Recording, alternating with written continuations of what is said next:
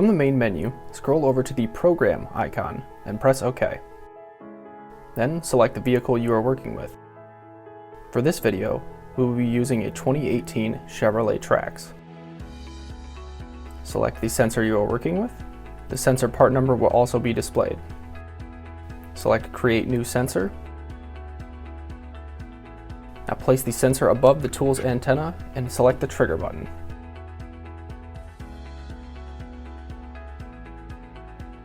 After a few moments, the sensor will be successfully programmed.